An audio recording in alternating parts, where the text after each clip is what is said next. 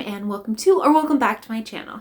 So I've been seeing going around YouTube, I think it started with Steve Donahue, where you go through your entire bookshelf and just give a tour of your bookshelf. And it seems like a really fun but also easy video series to do. So that's what I'm going to be doing. I'm going to be doing probably once a month or at most twice a month, doing a video like this and just giving you guys a tour of like one shelf on my bookshelf, talking about the books that I have. I'm starting with all the books that I have currently read, and I'm going to be going on to the books I have not read because I have 4 shelves I haven't read and like 7 shelves I have. And a lot of other YouTubers are doing this, like Michael K. Vaughan is going through all his books. David Wiley is starting to do a series like this.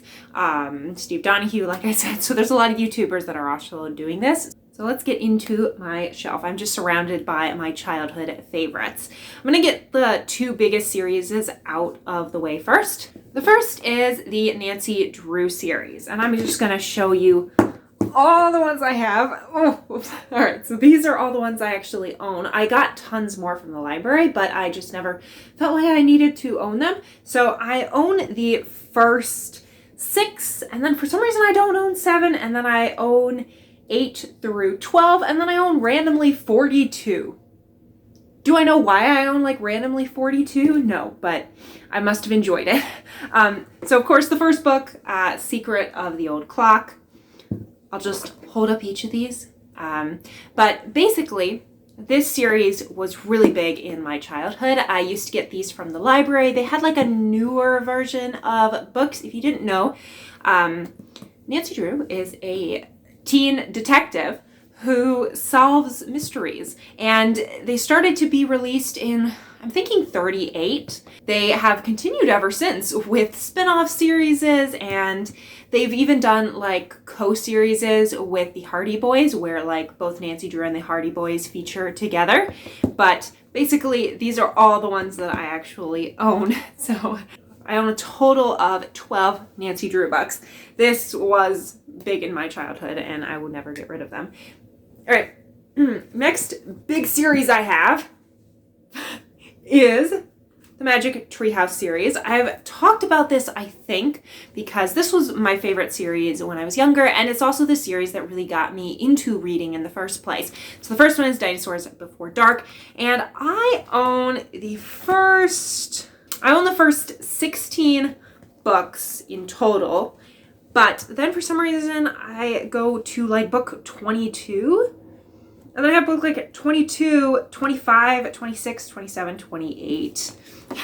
So very, very random, I guess. And then I also there were like accompaniment novels, accompaniment books which were nonfiction. So for example, one of the books took place on the Titanic, and Mary Pope Osborne wrote a accompaniment nonfiction just talking about the Titanic, and I have 4 of those. So I have Mummies and Pyramids, Knights and Castles, Pirates, and of course the Titanic. But basically the series follows Jack and Annie, which I liked her so much because she had about my name, Annie.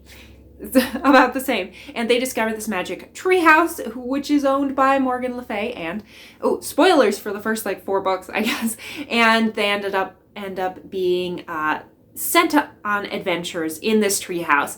I really enjoyed the first maybe 20-some books, 30 books, because they were much more focused on history, so they would travel through different historical time periods, you know, The Night at Dawn, or Mummies in the Morning, or Pirates Past Noon, or Night of the Ninjas, or Afternoon on the Amazon. You get my point. But after that, they became more fantasy, and I didn't like them quite as much. Still a good series, but I never followed them much after they became much more fantasy. But I was also getting old enough at that time where I was losing interest in going on to like older books.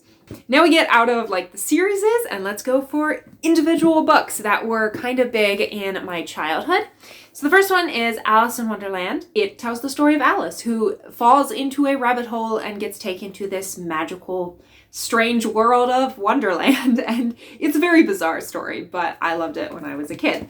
Next one, Charlie and the Chocolate Factory by Ronald Dahl.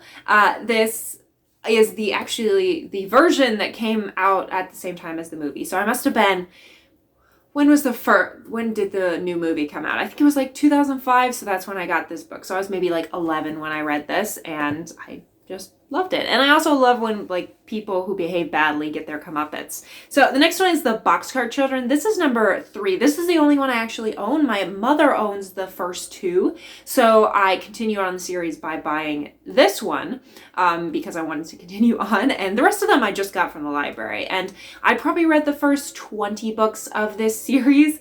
The next one is The Little White Horse by Elizabeth Gorge. Surprisingly, I actually didn't read this until the movie came out in like 2007 or something. So I was a little bit older when I read this. But I loved the movie, and the book are nothing alike. But I enjoy both of them.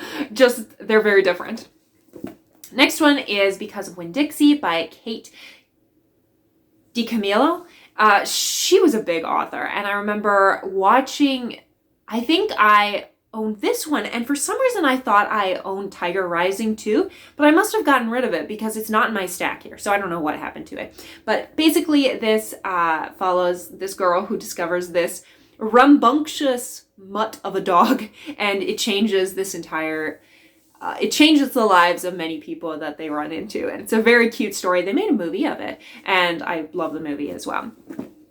Next one, The Savage Damsel and the Dwarf by Gerald Morris. This was part of a series, and I don't think I've ever read any other entry into this series because they're standalone medieval adventures. I think they have similar characters, like character references in all of them. But this one follows this young woman who her castle gets taken over by this powerful lord who wants to force her older sister to marry him.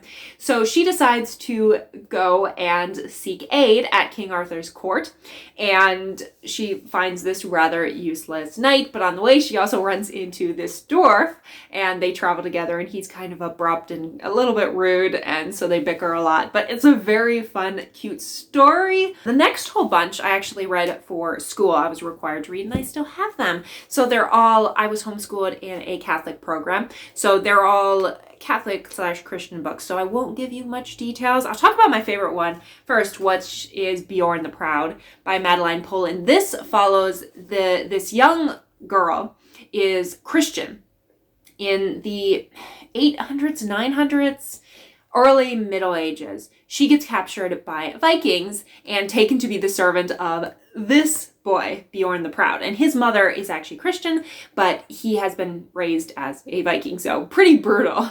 And it's very cute, their friendship, as he learns the issues of pride. But I love the story so much. And I don't remember a lot of these in detail, so I won't be getting in a lot of detail. We have The Winged Watchman by Hilda van Stocken. Madeline Takes Command by Ethel C. Breel. Red Hugh, Prince of Donegal by Robert T. Riley. Augustine Came to Kent. If All the Swords in England, which is a tale about Thomas Becket. He was a Catholic priest in the Middle Ages who was murdered by Henry the Third, Henry the Second. I don't remember, but he was killed literally as he was celebrating Mass, I believe, or when he was in a church. So that's lovely. But all those I read when I was in school, in elementary school. Next, I have a few American Girl doll books. The American Girls were really big when I was younger. I don't like them quite as much now. I don't know, the company has gotten kind of weird, but I used to love them. And so I personally own 2 of the dolls. I own Felicity and Kea. And Felicity is colonial American, so she is like 1700s, Revolutionary War. You can't really see it. My copy is like ripped up a little bit, but that's what Felicity looked like. And this is her entire series. Ooh, that's loud, I'm sorry. This is her entire series in one book. And then with Kea, I have them all separate. So it's 6 books, but with Felicity, I have them in one. And Kea was obviously a Native American. I can't remember. I'm thinking she was also from 1700s, but she could be 1800s. Yes, actually, she was 1764, and Felicity was 1774. So, yes, I was super into American Girl dolls, especially since they had a lot of history in them, too. And then I also have this little girl's Bible storybook. This is not like the complete Bible. It's basically got little stories of women in the Bible, and it's very adorable. I love this book because it's a lot easier to and more accessible to read than like the whole Bible, because the Bible's big. All right, now we're getting into my slightly older books. These were the books that I got into when I was slightly older. So I have the first book of the series of Unfortunate Events by Lemony Snicket. I never bought any of the other ones, but I'm pretty sure I read all of them from the library. At least I remember reading the first 8 or so. I really enjoyed this series, especially since it has this macabre feel, and I love the macabre, dark stuff, but it's also quite like simplistic and fun and light, so I loved that series when I was young. All right, next one is The Goose Girl by Sharon Hale. I read this when I was older, but it's with my kids' book because it is for younger people. I have the entire main series of The Frog Princess, Edie Baker. Oof. So the new, well, relatively new movie of The Frog Princess that came out, that Disney made, that was set in New Orleans, basically they bought the rights to this book. And I remember specifically Edie Baker posted on her blog saying, oh, they're turning my series into a movie, but I have no say on any of the details. And when it came out, I was so disappointed because it's a totally different story. This is set in like a medieval classic European world, and it's really funny, whereas that one is obviously like 1920s, 1930s New Orleans, so totally different. But anyway, so this one follows this princess who's incredibly clumsy, and she goes out one day and she meets this frog, and he's like, I'm a prince, kiss me. And she ends up kissing him, but instead of releasing him from his curse, she turns into a frog as well. So the first book of the series is The Frog Princess, the second one is Dragon's Breath, the third one is Once Upon a Curse, and then the final one where they actually get married, the prince and her, is No Place for Magic. I loved this series when I was younger. I have read this series so much. So next one, Dollmaker Krakow. I'm not going to talk about this much because I didn't read this until I was an adult, but it is a middle grade book, so that's why it is in my kids series. But it basically tells the story of this doll who travels to Poland from this magical world, and in Poland it is the 1930s when the Nazis are taking over. So it's got the magical elements, but also the real historical elements. Next one is A Matter of Magic. This is 2 books combined. Patricia C. Read, I absolutely loved. I have more of hers here, actually. All right, so the first one is Marilyn the Magician, and the second one is The Magician's Ward. And this book just combines them both into one story. Basically, this follows this orphan girl, I think, who gets taken in by this magician who has magic, and he takes her under his wing as almost an apprentice. So, and then there's adventures and magic, and it's set in like this magic Victorian world, and oh, I loved it so much when I was younger. I read that so much. Next one is Enter Three Witches by Caroline B. Cooney. This book is a retelling of Macbeth, which is in my top like 5 Shakespeare plays. I loved this play when I was younger. But basically this follows a ward of the Lord and Lady Macbeth as she experiences like all this madness that's going on. It's a great book. I really enjoyed it, but I feel like if I read it now, I probably wouldn't enjoy it as much because I remember it, and it's not like the best written book, but I just have nostalgia for it now, so it's bad. All right, next series, as I was talking about Patricia C. Read, is Sorcerer and Cecilia, or The Enchanted Chocolate Pot by Patricia C. Read and Caroline Stevermer. Basically, this story is fictional letters between these 2 girls in the Regency era. One is going to her season, the other one is home in the country of England, and they write back and forth, and these 2 authors actually wrote to each other these fictional letters, and it's similar to A Matter of Magic. It's set in this Regency magical world, and of course there's romance and adventure and people almost dying. But there's actually 3 books in the series. The second one is The Grand Tour, which is on their honeymoons. Yes, they both, these Cecilia and Kate, the 2 main characters, both get married. And this is like their honeymoons. And then they have The Mislaid Magician, which is 10 years later when they have younglings and kids and they go on another adventure. I love this series so much, especially the first one. I read a lot. You can kind of see that my copy is very worn because I love this book. All right, next one. I don't know why I keep keeping it because it's not an objectively good book, but something about it I like it, and that's The Season by Sarah McLean.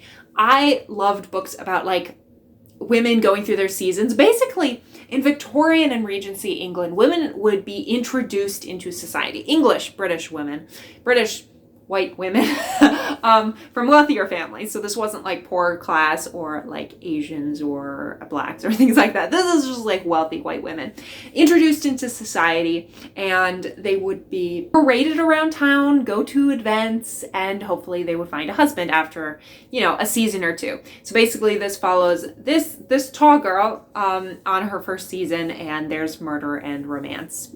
Yeah, it's not an objectively good book. It's a really bad book, but it's like one of my guilty pleasure books.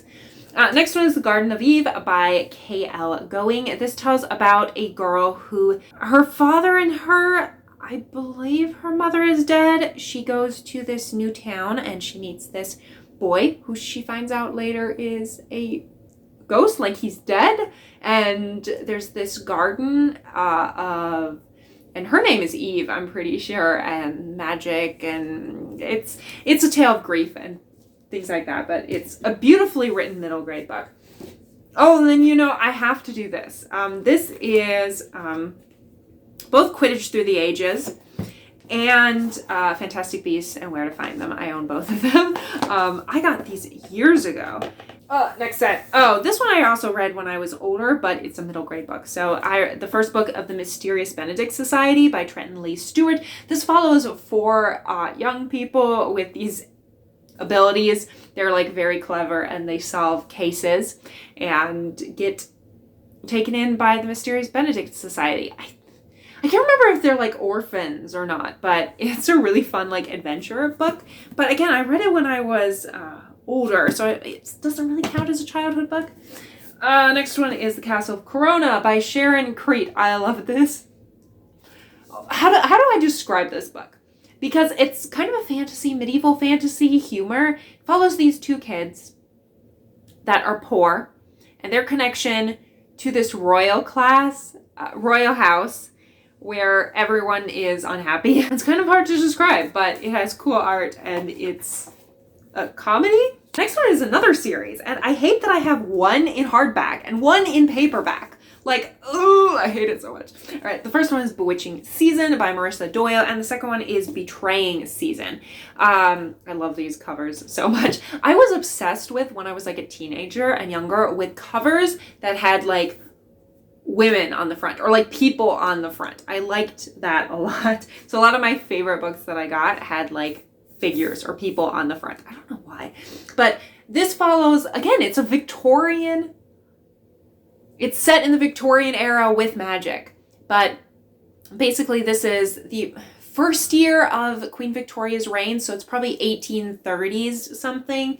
And it follows these 2 sisters who go to their first season, obviously, because I'm obsessed with Victorian seasons, or I was at the time. And there's magic and mystery and a plot to assassinate the queen. There's a lot going on in this one. And by the end of the first one, this girl who is, I don't remember what, Persephone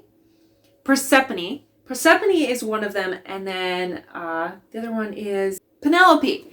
So you have Persephone and Penelope, Percy, for sure. So Percy at the end of this book gets engaged. And at the end of this book, Penelope gets engaged. So they're both very different sisters, and so they each have a book kind of dedicated to them, even though Penelope is in the first one.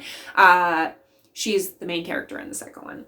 This is another one I read when I was older, and this is Outrun Moon by Stacey Lee. This follows this young Chinese girl's life in San Francisco, right around the San Francisco earthquake, as she tries to get into culture and society and pull her family up out of impoverishment. Okay, this is another one. My fiance actually bought me this. I'm thinking last Christmas. I'm pretty sure it was last Christmas. His Dark Materials, the entire series. It has the Golden Compass, the Subtle Knife, and the Amber Spyglass. I read this series originally when I was much younger, but I've never owned a copy, so I'm glad to own it in one big bulk. I have been meaning to reread this because I remember really enjoying the first book, but then the series went down for me. And I'm curious as to why, because a lot of the details of this book I do not remember. So I do want to reread it eventually someday. All right. I guess I'll do... Oh, this is actually should be with the rest of my school books. The Song at the Scaffold by Gertrude von de Fort. Again, this was a Catholic book about this martyr. I don't remember what it was about, but I read it for school when I was very young. Oh, and then I have 2 Gail Carson Levine books. I have Ella Enchanted, which is probably her most popular book because they did make it into the movie starring Anne Hathaway, which is nothing like this book, but it is a retelling of Cinderella, basically. I like both the movie and book equally, but they are quite different. This one is much more serious. A lot of Gail Carson Levine's books have a lot complexer, deeper themes. But yeah, this was a great book. And then my favorite actually by Levine was The Two Princesses of Bamar, which has a pretty dark ending because it follows these 2 girls, these 2 princesses who are sisters, that there is this massive plague that's going over the land where you have the same symptoms and within like a few weeks you're dead, or a few months, I don't remember.